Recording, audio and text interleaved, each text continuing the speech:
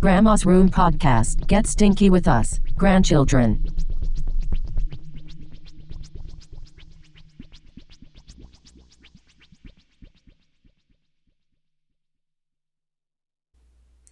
This is Ben, and welcome back to another episode of Grandma's Room. I'm here with Joffrey, and we are back. Episode 33. I just smelled a shitty smell in the grandma room. Was it you? No, I can't stop smelling this good Sharpie. Oh. It smells like vanilla. We finally have a semi-professional podcast set up. Yeah, got our mic stands ready. They're actually in front of our face instead of 2 or 3 feet off to our side. Mm-hmm. So hopefully it sounds better. We have a fireplace rolling on the TV. And we are cured. We're back, baby. No more sickness. Yeah, just kidding. We don't have the cure because we're not rich, but... We don't even know if we had COVID. Yeah. But we got sick. Kinda. Yeah, but we're better now. You got fever. I got the sniffles. Yeah. Terry got I was... fucked up. But yeah. And real quick, before we talk about like the topics, just want to say thank you to the listeners, because you could be anywhere else Yes. listening to our ugly ass voices, to any of the 3 people that are listening. So today, we have the Russian moon landing, alien nukes, and Nicolas Cage in Dumb and Dumber. Maybe, quite possibly. Is it a figment of my imagination? Possibly. Who knows? You want to start there, Joffrey? You want me to start, or you want to start? You start. Okay, alien nukes. We touched on these like in some of our other alien stories. So let's get right into it. Ever since the nuclear age began, there have been reports of UFOs over nuclear facilities and like bases that have nukes on them and everything. Mm-hmm. And they seem to have been able to interfere with the nuclear missiles and render them render the military in charge helpless. Like they can't do anything. Mm-hmm. I think we've talked about this In before. the last episode, right? Was it the Chernobyl one? I touched on it. I thought it was the one where the kid saw the UFO and like you watched that documentary. Oh, That the movie. phenomenon. Yeah. I may have touched on that then, probably. But so I'll go back to the 40s. In 1948, so-called green fireballs were seen near Los Alamos and Sandia, New Mexico, atomic labs. And Los Alamos, I believe, is where they tested the nukes in the desert before we, not before, but when we first started making nukes, I guess. Yeah, it's where I'm pretty sure it's where they developed the first ones for World War II that we dropped. And then afterwards, when they tested making bigger and bigger bombs, I'm pretty sure that's where they tested them. So, in a document from the FBI in 1950, there were reports of flying saucers near Los Alamos labs that measured nearly 50 feet in diameter. And there's apparently so many reports of UFOs seen near the testing sites that there were employees whose jobs it was to monitor the UFO activity. And that was like their job. Mm-hmm. And you gotta remember, back then, they were like pretty much denying any existence of UFOs or anything. Yeah. But recently, which I think is awesome, they keep releasing stuff. Yeah. And there's some bill. And I part of the think COVID. Yeah, they thing. put it in the COVID bill that they had to release a certain amount of information. And they each released year. it early too. Which one? The UFO stuff. They said that they'd release it, I think, by a certain date, and I'm pretty sure they released it early. Yeah, I think it was like they had to release a certain amount each year. I don't know. Was it like a briefing each year or something? I can't remember. But they released like that, I think it was leaked, that the Pentagon released a footage off the Nimitz craft carrier off the coast of San Diego or whatever. Mm-hmm. And Captain Fraser, you hear about that guy? He was one fighter pilot. Yeah. That, like, I saw know who them. you're talking about. Yeah. He was on Joe Rogan, I think. Oh, okay. I think he interviewed him. Just a quick side note. Oh, no. A quick side note. There was a famous UFO, like a abductee. It was a couple, I think his name's Travis Walton. Joe Rogan just had him on. He apparently got abducted back in like the 70s, I think. He was a logger, and they saw this. Oh, I've heard about that guy. Yeah, they were like leaving their logging site for the night, and they saw this thing, and he would like ran out to it to get a look at it, and they're all telling him like, no, come back. Yeah. And then he like, I don't know if he touched it or just got close. They saw this huge flash, and then he was just like blown through the air, and they thought he died, and then he was gone for like a week or something. Yeah. And then he just showed back up, and they were like, I was on some craft, and I listened to that interview on Rogan. It was really convincing because his story never changed. Yeah. It's really good. I remember that YouTube channel, I think Dark Docs, that we talked about when like the last podcast or the one before that, but I think I watched it on there. They told the guy's story and like they draw out like all the stuff that he's talking about like as they go along. It was pretty cool. Yeah, he was on board the craft. He woke up on a table and like started trying to fight the aliens, and then some human looking one came in. Yeah. Like he said that he didn't know if it was actually like a human like being or if they were just trying to like show him a form that would calm him. Yeah, like something that he knew. Yeah, it's like South Park whenever the huge thing that like the taco that shit out ice cream. Mm-hmm. Something comfortable or whatever it was. Yeah. Well, I'll steer us back onto the topic because I didn't even get through half a page of my notes.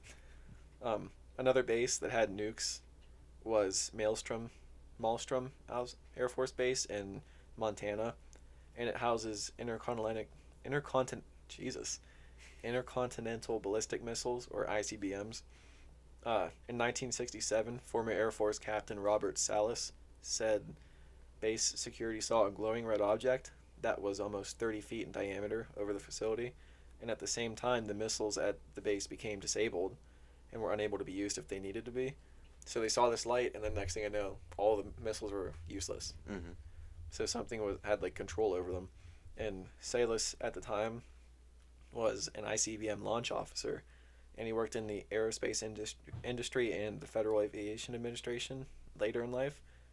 And he told CNN, quote, the missiles began going into what's called a no-go condition, or unlaunchable. Oh, hey. That was really loud. What's up? Just in the middle of my topic. Thought I'd come and check in on you guys. Maybe give you another good. Oh, yeah? Maybe sit down in front of the fire. Yeah, sit down in front of the fire. It's Yeah. warm. But I'm going to go back in. He was then pretty much ordered by his superiors to sign a non-disclosure agreement to never talk about the incident again. So they pretty much told him, like, shut your mouth about this. Yeah. Because that's back in the day whenever they were, like, still denying everything. And this was after 2 incidents just a couple days apart at the base. He said this haunted him for a long time, and he said it was in... That's really loud, dude. Please stop. He said it was an unidentified flying object that nobody could explain. To this day, the Air Force investigated this secretly, I believe through 1972. I think this thing was not of this earth. I'm convinced it was not built here because it was able to send signals to each of our missiles separately. The guidance and control equipment was upset in each one. So this thing like went to missile to missile, just shutting them down. And the Air Force later declassified the information of the night, and since then he has been on a mission to reveal what the UFO phenomenon really is, which it seems like everybody who sets out to do that either goes nuts or just gets nowhere. Do you ever hear of Paul Benowitz? It sounds familiar. Did we talk about it before? I don't think so. I'll go into it after this because I don't want to go on a big sidetrack again. And his research back to after he wanted to reveal what the UFO phenomenon was, in his research he found out about another case in Warren Air Force Base in Cheyenne, Wyoming, where 50 Minutemen nuclear missiles all malfunctioned, in which he said the Air Force was also in denial. I think he still is in denial. Not sure. On August 23rd, 2010, this is in 2010. Okay. Warren Air Force Base lost their ability to control their Minutemen III missiles. This incident had apparently lasted for hours, and the personnel at the base at the time said there were multiple people witnessed a, quote, enormous cigar-shaped aircraft that maneuvered high above the missile field on the day of the disruption. They were also warned to not speak about the encounter. like always. Mm. And the article about this stated, the confidential Air Force sources also report that the squadron commander had warned witnesses not to talk to journalists or researchers about the things they may or may not have seen in the sky, and has threatened severe penalties for anyone violating security. Consequently, these persons must remain anonymous at this time. 2 colonels from the Cold War era spoke to Robert Hastings, who is a UFO researcher, who researched the previous incident. He told them that mysterious aircraft hovered over ICBM sites and sometimes disrupted missile guidance and control systems. They also told him about a case in 1980 when a disc-shaped UFO shot beams of laser-like light into a nuclear storage depot. The colonels, along with another 5 veterans, said they felt compelled to talk about the incidents, and they want the U.S. government to be more transparent with people about UFOs, which they are. I don't know if that contributed to it. Yeah. But I'm going to go now into the Bentwaters UFO case. At Royal Air Force Bentwaters Base in England in December 1980, the base was being used by the U.S. Air Force. The base contained nuclear missiles in 25 underground bunkers when air traffic controllers saw something very strange one night, which was in December 1980. I just keep saying that. One controller, Ivan Barker, said, "We looked up on the radar scope and saw something not like anything I'd ever seen before." Barker, at the time, he was second in charge at the base. So it's not like just some low private guy trying to get attention. Yeah. He's like, it seems like if you're that high up, you have something to lose. You're not just going to lie about seeing UFOs on the base. He said he knew just about every kind of aircraft in U.S. NATO forces and in the Soviet bloc, and the object they saw shocked him with its, quote, remarkable speed and maneuverability. He said that on the radar, it covered 120 miles in a matter of seconds, and that it had to be moving in the range of Mach 5 or 8, which is faster than anything other than maybe a missile. So it obviously wasn't a missile. Yeah. They saw the object move into close range, and then it just stopped over the base's water tower. Just stopped there and started hovering. He said it was like a helicopter hovering, except with a helicopter you get movement up and down. Like, you know, like helicopters kind of bob. It was just still. Which I think that would be more creepy than... Yeah, just like sitting there. Just sitting... Like it's like it landed on something, because it's so still, but it's just floating there. Which, I don't know, it's weird. Said it was between 1,500 and 2,000 feet high. This thing was at least like a city block in diameter. I think so. It's massive. It's like... Damn. The object apparently was shaped like a giant basketball and had portholes around the center of it. So it's like a big ball with just, like, on the, I guess you'd call it the equator of the thing. It would have just the like, center windows, yeah, going around. Apparently, the portholes had lights that were emanating out of them, and he also said, "I was shocked. There's nothing aerodynamic about it. Basketballs don't fly. Basketballs aren't the size of city blocks." But the craft hovered over the water tower for just a couple seconds before speeding away in the other direction and was almost immediately just gone. So this thing covered 120 miles, sat above the water tower for a few seconds, and then shot away again over an Air Force base. And Barker said he didn't report the sighting to his superiors, saying, "You don't understand what the Air Force did to people who reported UFOs." I'm guessing like blackmail and telling them to like stay quiet, or there's, I don't know if court-martial would be. There will be consequences if you weren't in Bubbles' video. As soon as you said there will be consequences, I knew exactly what you were saying. But this was similar to the Rendlesham Forest UFO incident.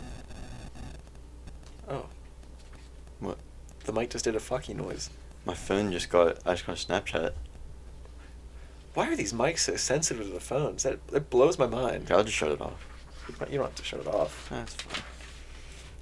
But this was also in December of 1980 outside RAF, Royal Air Force, RAF base Woodbridge near Rendlesham Air Force, Suffolk in England, and the base was also being used by the U.S. Air Force at the time because like Cold War stuff going on. They wanted to be close to the Soviet Union.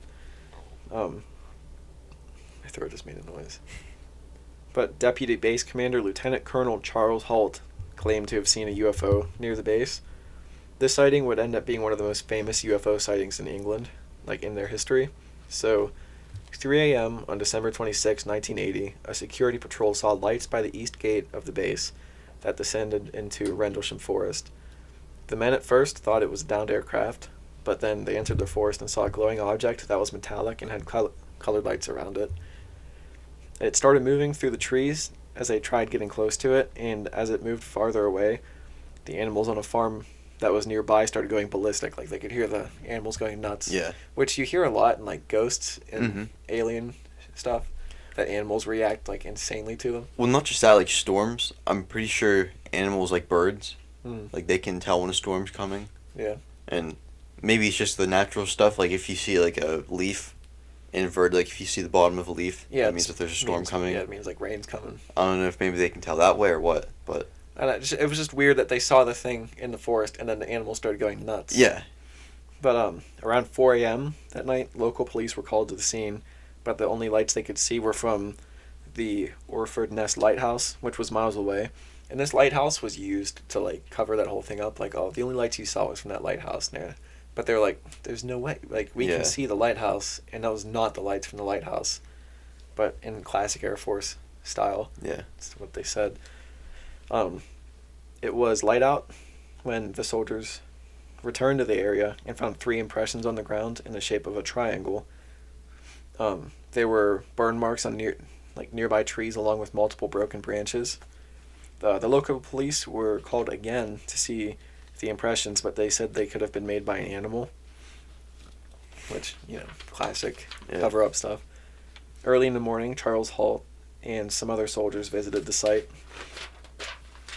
They surveyed the area with an AN/PDR-27, which was the military's radiation survey meter, and they only measured 0.03 to 0.07 milliroentgens per hour, which we went over to roentgens in the Chernobyl episode. It's just the measurement of radiation, which was nothing to be worried about. I think it was a little high than normal background radiation, but it wasn't like crazy.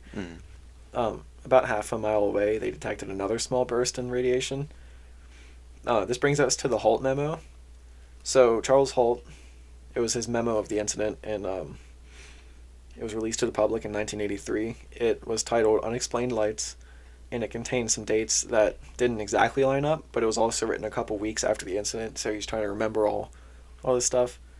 Holt also since said he believed he witnessed something extraterrestrial and that it was covered up. This is where I have the actual memo I'll read. So, yeah, it's titled Unexplained Lights to RAF/CC, which Royal Air Force, I don't know what the CC is, but 1. Early in the morning of 27 December 80, approximately 0300, two USAF security police patrolmen saw unusual lights outside the back gate at RAF Woodbridge. Thinking an aircraft might have crashed or been forced down, they called for permission to go outside the gate to investigate.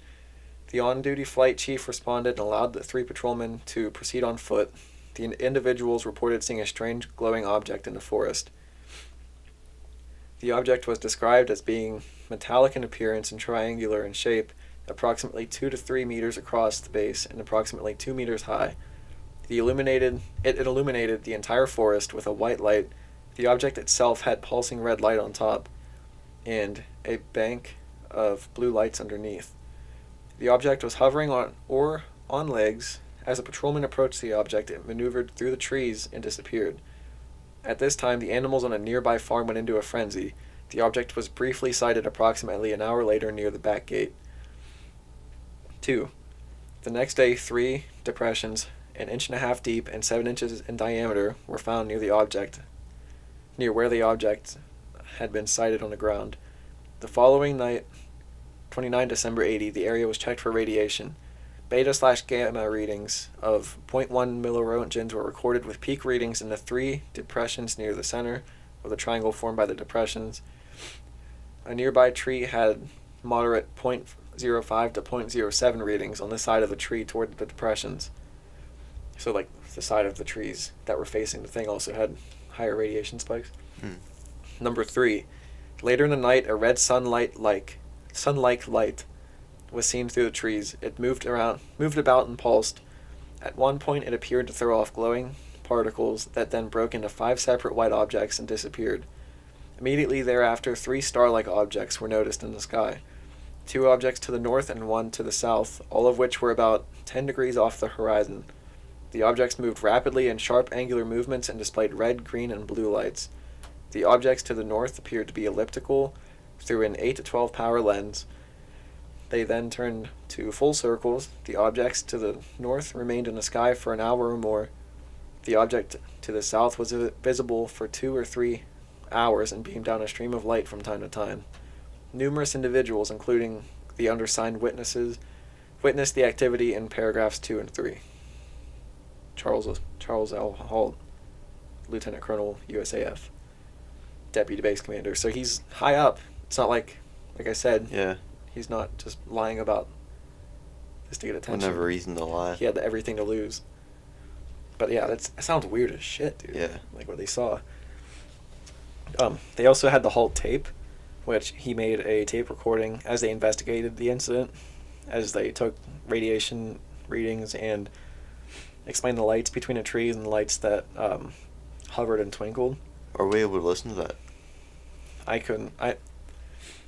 We probably could. Yeah, if you find it. Yeah, I'm very curious about that. I'll keep. It depends how long. I don't want to have just mundane stuff playing in the background. If How do you spell his name? Halt? yeah, Okay. I'll keep going until you find it. Okay. So in 1997, Scottish researcher James Easton interviewed witnesses Ed Labensag, who said, "We figured the lights were coming from past the forest since nothing was visible when we passed through the woody forest. We could see it glowing near the beacon light, but as we got closer we found it to be a lit up farmhouse. We got to a vantage point where we could determine what we were chasing was only a beacon light off in the distance." So this guy seems to think that it was the lighthouse and the farmhouse. Another interviewee, John Burroughs, said, "We could see a beacon going around, so we went towards it. We followed it for about 2 miles before we could see it was coming from a lighthouse." He also said they heard something like a woman screaming, and that they could hear farm animals going ballistic. The screaming could have been explained away by local muntjac deer, or barking deer, that have a loud shrill bark, and the Ministry of Defense of England never really took the case seriously, as the file of the case was pretty sizable, but it was mainly made up of internal correspondences and responses to inquiries about the public. One theory that this could be revenge from the SAS, the Special Air Service of England. Did you find it? No. This was reported by UFO researcher David Clark. In 1980, what'd you find it? I found one, but it's 17 minutes long. Do you want? We'll play a little bit of it. You might need to turn the TV Yeah, I up. will.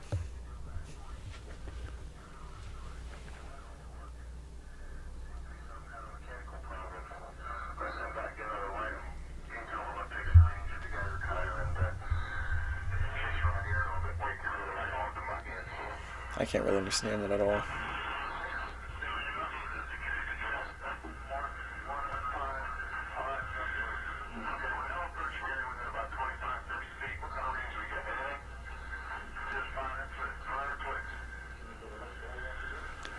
I don't know if any of that's going to be understandable over the... But there is a 17-minute tape. If you look up the Halt memo, you'll be able to find it. I'll turn that down. But the cracking you hear is our fireplace on the TV. But so yeah, the SAS Revenge. In 1980, the United States Air Force had recently upgraded their radar, so SAS servicemen parachuted into RAF Woodbridge to test the security. They used black parachutes to be secret, but were apparently still caught and beaten up as the Americans interrogated them. They also insulted the SAS members by calling them unidentified aliens. So the English SAS parachuted into the base to test their radar without them knowing. What's the SAS? The Special Air Service. It's like one of the special operations groups, I think. Okay.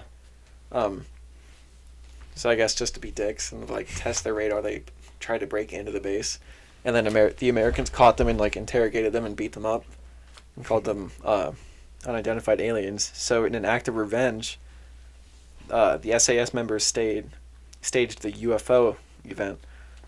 I couldn't find if this actually happened or if this is a theory. Mm-hmm.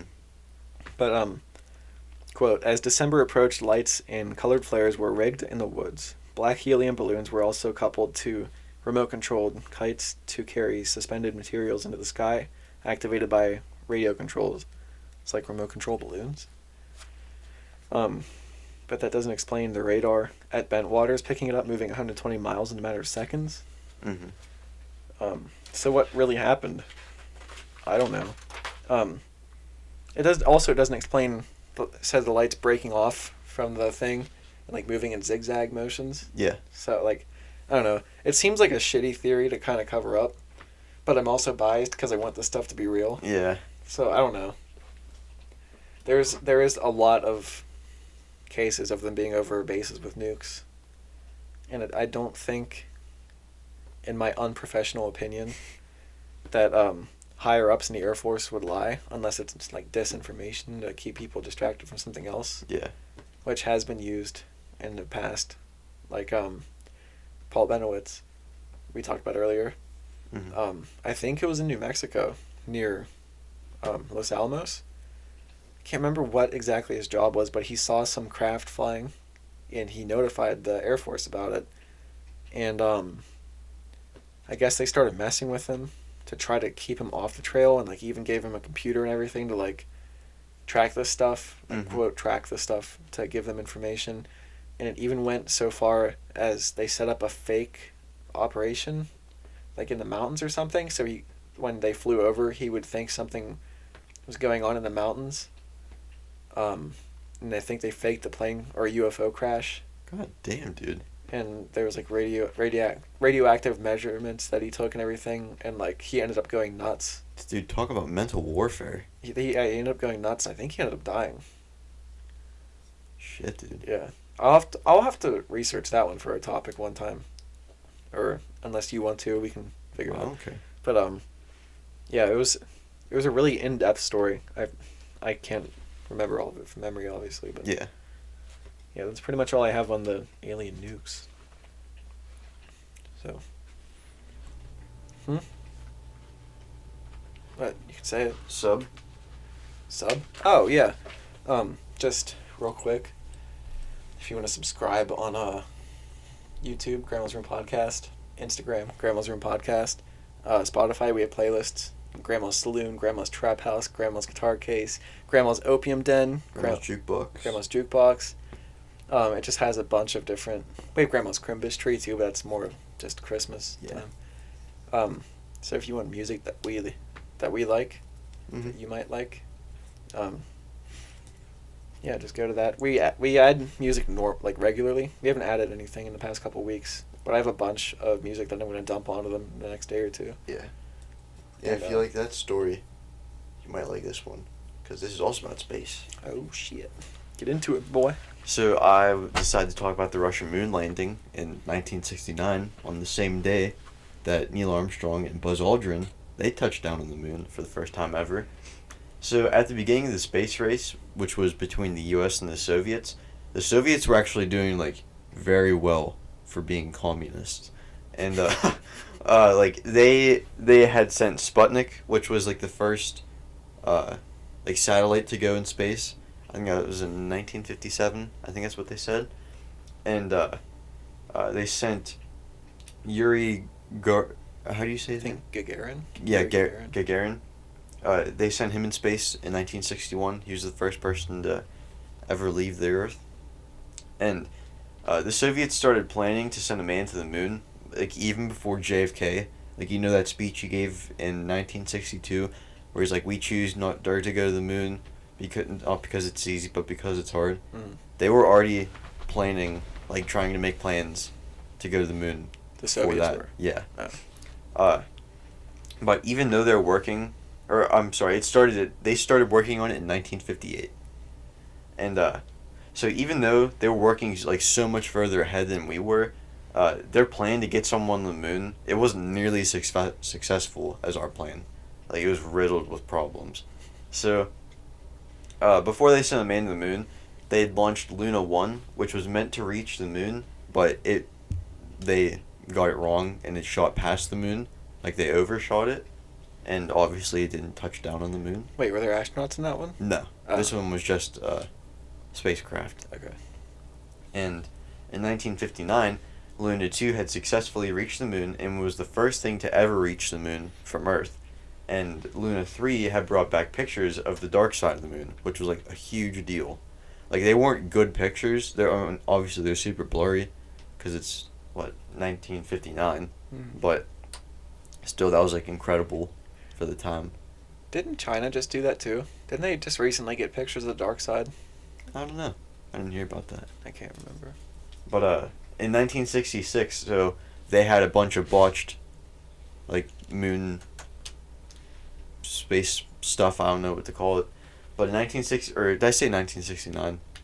I think. Okay, I'm sorry. I meant 1966. In 1966, Luna 9 had made a safe landing on the moon. And towards the end of the decade, the plan for Luna 15, which was the one that was ultimately going to have a person go to the moon, it was struggling to be finished. In order for a cosmonaut to reach the moon, they would have to leave the craft, like, that they came there in, and go to a separate, like, leave the ship entirely and make its way to another craft, and then that would go to the moon. In space, you would have to get out and get Yes. into another Oh. And then once, like, so then they had a major problem with this plan because they couldn't find a safe way to get him, like, back and forth to these things. And then once the cosmonaut would return to the first craft, he would have to bring like a whole bag with like soil and rocks that they could be, like, sampled. And obviously they're very heavy because, you know, they're rocks. And even though they had the craft on the moon, like, they made the craft that was going to go to the moon, they couldn't land it, which is obviously a big problem. Why couldn't they land it? It didn't say, but they had trouble figuring out, like, working that out. And then, but even getting up to the moon was a problem because they didn't have enough, like, power in the engines to get it there. And the Russian government also gave the workers a deadline of the 50th anniversary of the Bolshevik Revolution. And I think they wanted it done by 1967, I think was the anniversary. And even though they knew that there was, like, a ton of design flaws, they really had no choice in launching it anyway. That's like, good enough. Yeah.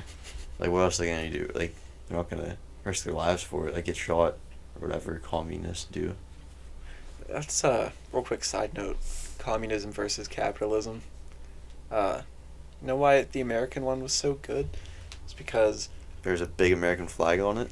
that, and when you give workers incentives, like when you pay private business to get it done, like they are way more motivated than the government saying, like, you get this done, Yeah. or, you know, there will be consequences. That's what happens in communism, because there's no private industry. It's all owned by the government. Mm-hmm. Get off my high horse now. Sorry. No, you're fine. So, the guy from earlier, Yuri Gagarin, they asked him to look over, because they had the thing built, and, like, they asked him to look over just to see if he could find anything wrong with it. And the video I watched from Dark Docs, it said there was at least 203 design flaws that he found, and he was furious, and he wanted them to wait. So he made it known, like, hey. Well, he told them. I'm not sure if he told, like everyone in Russia, but obviously Oh. they knew about it. And he was also like best friends with their first choice to send up, which was Vladimir Komarov. I couldn't. They didn't have his name spelled out, so I had to do the best with what I had. But he was super good friends with him, and actually Yuri was the second guy. Like if Vladimir he backed out, he'd be the next one to go. And he showed up when they launched this thing. He showed up there trying to get him to take Vladimir's place so that he didn't die, obviously. Mm-hmm. But ultimately, Vladimir he did go up with the launch on April 24th, 1967. And once Vladimir got into orbit, Soyuz, that's what the name of this project was called, Soyuz 1 solar panels, they weren't producing energy, so he had little power because there was a backup thing for him. Okay. But obviously it's not going to be enough. And then his orientation directors froze, so he couldn't control where he was going. And then the automatic stabilization system, it wasn't working, it stopped working. And the manual system to act as a backup, it was only like half working. So it seemed like everything that could go wrong was going wrong? Absolutely. But that's not even the half of it. So, like, the only thing that kept him from floating away from space was Earth's gravity, which is fucking scary to think about. He was moving away from, right? Well, he was just orbiting in Okay. the atmosphere, and then or above the atmosphere. I don't know how that works. I learned about it, just didn't pay attention. Anyway, so he orbited the Earth 13 times, and then he was able to come back into the atmosphere. But of course, everything going wrong. His parachute that he was going to use to land, like you've seen those, right? Where like they have like the tip of the rocket and the big parachute, and the one guy's like in the capsule or whatever. Yeah. So the parachute got tangled and didn't open, and he crashed way off course and he died. And countries all over the world can hear the radio messages, like NASA. They heard it. Somewhere in England that has like a bunch of satellites, they heard it, and they could hear the messages going back and forth between him and the people on the ground. Mm. And they could even hear the last conversation between him and his wife, which is Ew. kind of fucked to think about. Yeah. Like, Sad. she was asking him like what to say to their kids, which makes it even worse. Yeah, it's kind of sad. Yeah. It's said that he knew that he was going to die too before he went up, but he knew like it was his like patriotism, like his patriotic duty to do it. Mm. But and many launches failed to get to the moon after that. There's a lot of stuff between that and the one that happened the day of Neil Armstrong and Buzz Aldrin's moon landing. And the Soviets knew that we were going to beat them to the moon in 1969. So instead of trying to summon someone to the moon, they just wanted to send a rocket that could like get samples of their dirt and their rocks. And 3 days before Apollo 11 was launched, Luna 15 was sent to the moon, but got stuck in the moon's orbit, which I don't know how that happens, and don't ask me how it happens, because I don't know. But while Apollo 11 was on the moon, Luna 15 had flown over Neil Armstrong and Buzz Aldrin 52 times, and is even seen on camera. And you can see it going above when Neil Armstrong said, "One small step for man, one giant leap for mankind," which I thought was kind of crazy. So as he said that, it was going through the background. Yeah. Oh. And like it's I'll have to pretty. watch that. You wanna watch it here? Sure. All right, it's pretty visible. I'll look it up whenever you're talking. Well, I have one more. I have like 2 lines left, so it's fine. Okay. Go on. Yeah. And jealous Russian leaders, they demanded that Luna 15 land, and it crashed. I think it said 4 minutes afterwards, because obviously it wasn't ready. So they're Come like, down we're yet. not ready to land. They're like, land the damn thing. Yeah. And then it crashed. I think it's a jealousy thing, because they probably knew that the Americans got there already, and they're like, well, we got to get there too. Yeah. To outdo them. Yeah, that was a huge thing in the 60s. They're like, the space race. Yeah. Wasn't it kicked off by Sputnik? Because once they got that satellite up in there, they're like, oh, fuck. It seems like they're a little ahead of us right now. But America, baby. Fucking right, dude. Got there first. Here. So you're looking up the lunar landing? Yep. Okay. Watching it on the fireplace TV. Oh, That's shit. it right there. Yeah, it shows their landing craft, and then in the background, the lights going through the sky. Yeah. We'll put it on the Instagram. Wait, it showed the crash. No. What was I that? don't know what that crash was, but that's not it. Because the Russian one landed on the dark side of the moon, Oh, right. Yeah, you said and they're on the light side, obviously, because we can see them. Mhm. But yeah, dude. Have you seen a movie? I think it was Apollo 18 or something. Is that with It's not with Tom Hanks. yeah, with Sandra Bullock? No, that's Gravity. Oh, okay. I didn't like that movie. Apollo 18 was a horror movie. Oh, okay. They landed on the... Is this a TikTok? Why do you have Yes. TikTok up on the TV? It's a fucking ad. That's an ad? Yes. Just so you know, TikTok is the cancer of the earth. TikToks. TikToks. I like how China was taking our data. And it was like, just leave it up.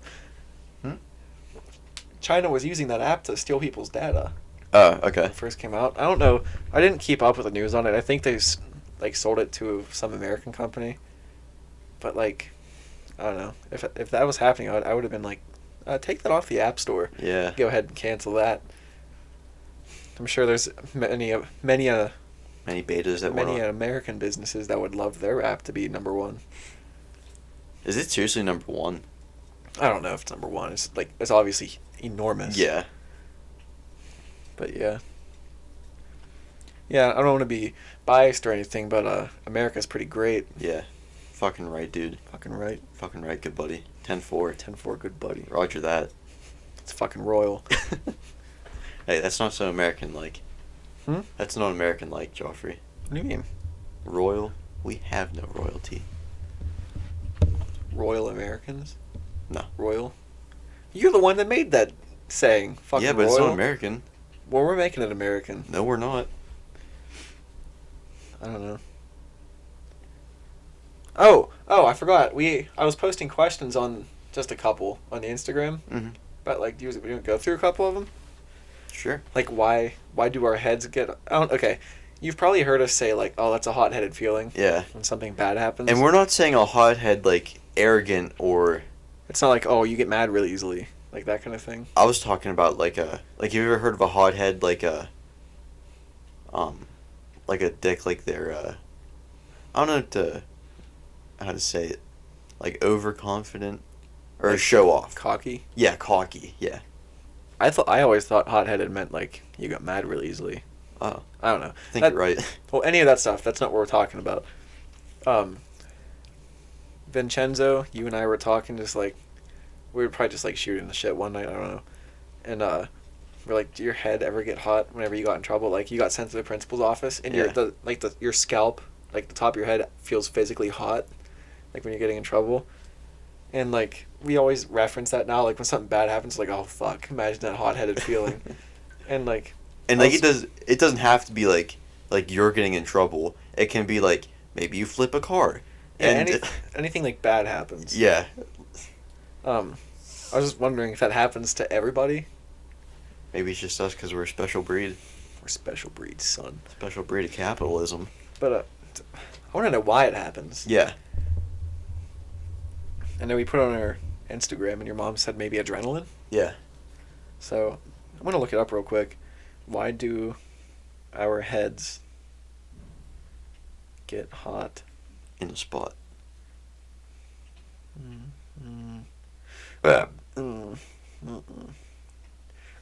Okay. What causes hotness of the head? See, it's a bunch of results whenever it's saying, why do we lose heat through our heads? That's not what I'm talking about. They're just not sciencemen like us. Maybe this is one of those things where we have to step up to the plate and do our own research on. Yeah. See, yeah, I'm not finding anything. Why? Okay. Head get hot in trouble. No, she's just having a bunch of headache symptoms and hot flashes. I don't know.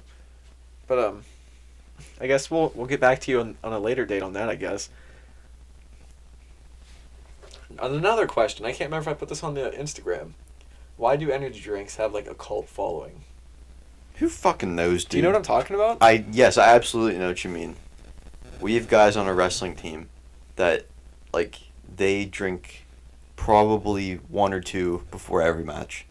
Like energy drinks. Like a bang? Yeah. They drink 2 bangs? Do any people drink 2 bangs? Does anybody drink like 2? Well, those mics are going nuts. Sorry. That's not your fault. Have you ever seen anybody drink like 2 bang energy drinks? Like, not bang before a those match, those but are potent. But one of our coaches drinks them, like, at practice. Like, he'll always have the, it's either cotton candy or birthday cake. Have you ever had Rainbow Unicorn? No. It's a really dumb name, but it's delicious. And well, oh, I thought our mics were echoing for a second. Dude, I don't know why it just popped into my head today. There's this old dude named Butch at work, and I was in the bathroom, and I was pissing, and he was in the stall pissing, and he comes out of the stall, he goes, "Ah, fuck." And I was like, "What?" He's like, "Nothing like a good, healthy piss." He's like, "Sometimes I think it's better than sex." Yeah, I don't know why it just popped into my head. I thought I'd share with the world. Oh, boy. It's starting to slow down here, eh? Yeah, I know. You got a Nicolas Cage story, don't you? Oh, yeah. This, for some reason, like, popped into my head as I was opening my eyes waking up last week. What if Dumb and Dumber was remade with Nicolas Cage as either Harry or Floyd? I think it'd have to be Floyd. You think? Or, yeah, Floyd is, Jim Carrey. Yeah, Floyd. So then who would be Harry in that movie?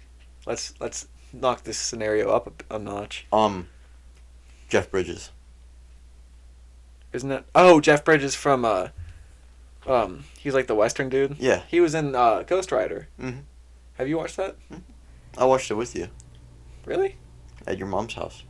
Was it years ago? Yes. Oh, okay. I was gonna say we just rewatched that, but it was just Kylie, Terry, and I.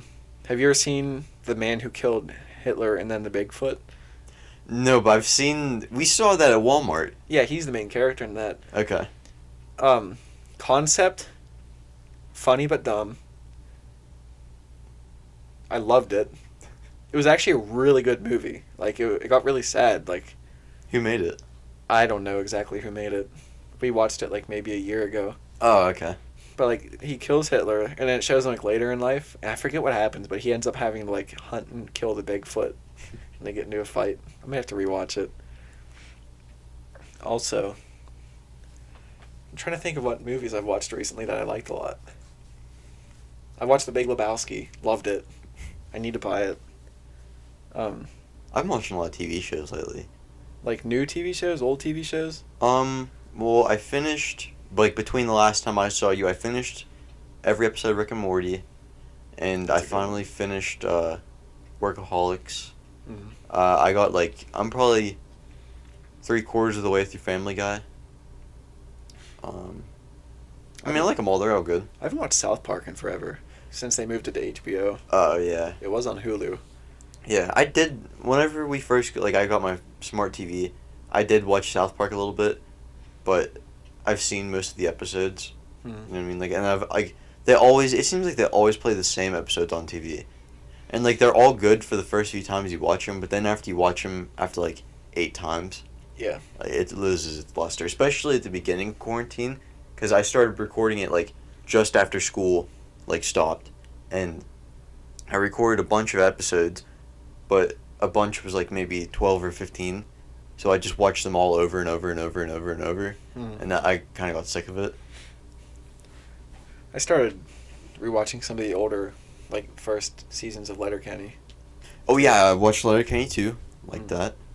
You started watching it after the new season came out, right? Yep. I've been trying to watch some older movies, like 80s and 90s movies.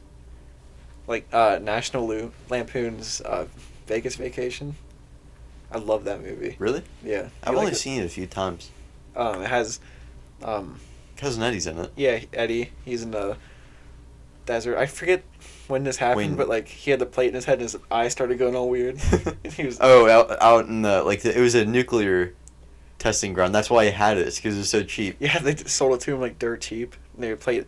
Wouldn't they get like rattlesnakes or something and throw them in a pit? Yeah, or in the well, I think it was. They would like wrangle the rattlesnakes and keep them. Do rattlesnakes? Yeah, rattlesnakes lay eggs. Don't all snakes Yeah. lay eggs? Yeah. I was, Sorry, what were you gonna say? I was playing Assassin's Creed Valhalla, and there's this one. You know, like sometimes you'll go through the game on Assassin's Creed, and there'll be like random missions you run into. Yeah. I heard this like lady screaming, so like went through this.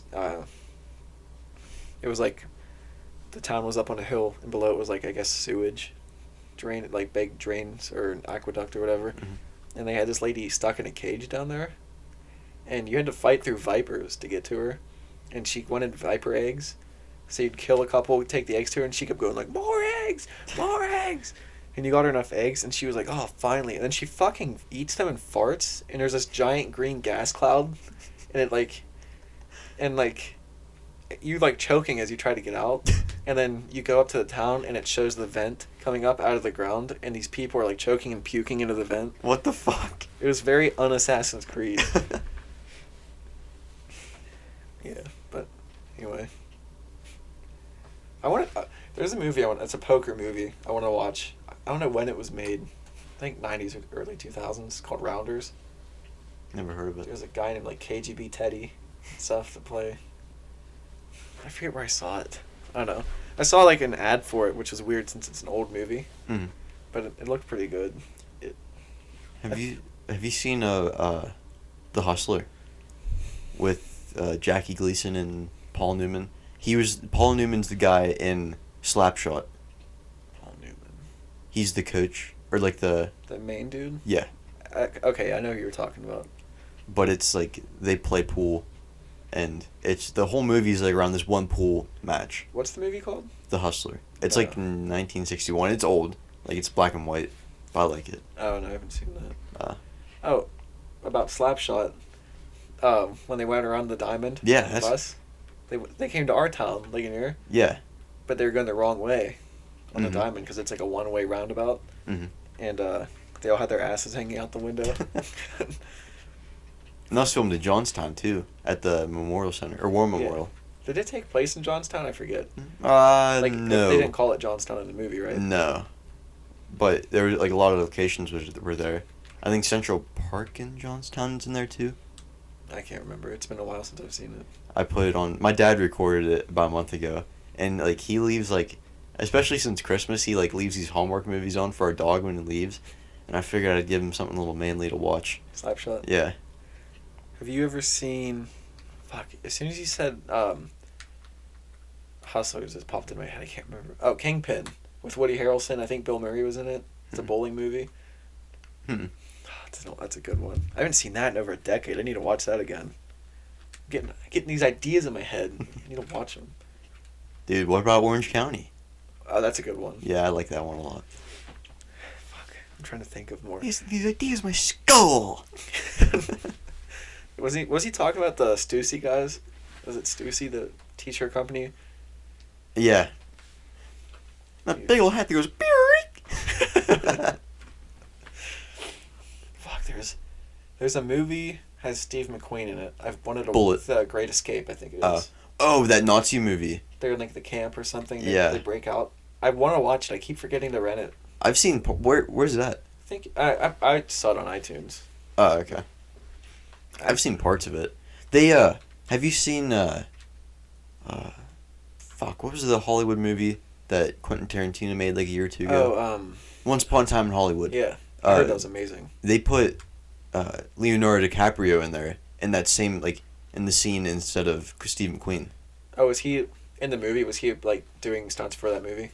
No, I think he was going to make it, like they were having him make it instead of Steve McQueen, but then Steve McQueen got it. Oh, in that movie. Yeah. Oh, okay. Another Quentin Tarantino movie, Glorious Bastards. Have you seen that? Yeah. I love that movie so much. The Bear Jew. That's one of the best movies. It's so good. It's like I shouldn't say I doubt anybody hasn't seen it. But it's pretty. It's a big movie. Yeah. It's like a fake killing of Hitler in the theater and everything. Oh, it's such a good movie. I highly suggest you watch it. I've never actually seen this Quentin Tarantino movie, but The Magnificent Seven, is that where they're stuck in the cabin in like the winter? I think Or so. it's The Hateful Eight. Yeah, The Hateful Eight. Quentin Tarantino. I'm pretty sure it is. Let me Google it real quick. I'm trying to think of the other. Oh, Django Unchained, with Jamie Foxx. Yeah. That's a really good movie. He makes some really good movies. I couldn't get into. Did he make? He didn't make Kill Bill, did he? No. Or yeah, he did. He did. I couldn't get into those. Yeah, me neither. I didn't. I've never. I shouldn't say I don't like Pulp Fiction either because I never really watched it. Dude, Pulp Fiction is a good movie. I know you love it. I need to watch it just to see if I like it. But The Hateful Eight, I've never actually seen it, but it is made by Quentin Tarantino. But there's a part where I think a girl is playing guitar Yeah, you in told the me about in the this. cabin, and it was either a museum or Martin, the guitar company. Which, for those of you who don't know, they make like incredibly good guitars, and they've been around since 1833, I think it was, and whatever it was, they donated like the first Martin ever, or like the oldest Martin known to man. Like the earliest, I guess the earliest one that was still. Yeah, that's still around. Yeah.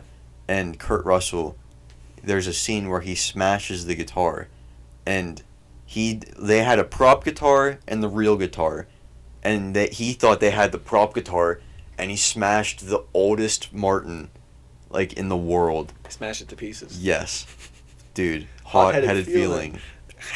Could you imagine, dude? Someone became incredibly rich because of someone's accident. Yeah, someone now had the oldest guitar. Yeah. Oldest Martin in the world. Boy, there's still that lost Fender in our family. Yeah. Is it a Strat? I think it's a black Strat. I don't know if it's black, but our Uncle Bill, he had a Strat when he was probably our age. I thought it was Pappy Bill's. No, that Uncle Scott straightened that. It's Uncle Bill's. The one Uncle Bill's guitar that he has right now in his basement. It kind of looks that like really old acoustic one. Yes. I thought that was Pappy Bill's too. Well, it was Uncle Bill's, but that's his name, right? Uncle Bill. Yeah. Okay.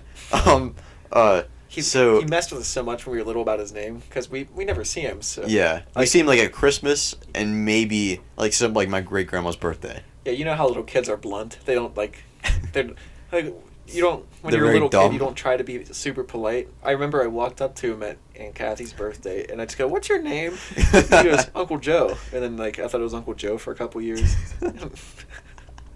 But back to what you were saying. Anyway, so the guitar that Uncle Scott has, that was Uncle Bill's, but he never played it. Pappy Bill always played it, so it just was kind of dubbed Pappy Bill's guitar. Okay. But the Strat is Uncle Bill's, and it's at his house somewhere, some like late 50s, early 60s, $30,000 Strat is fucking lost.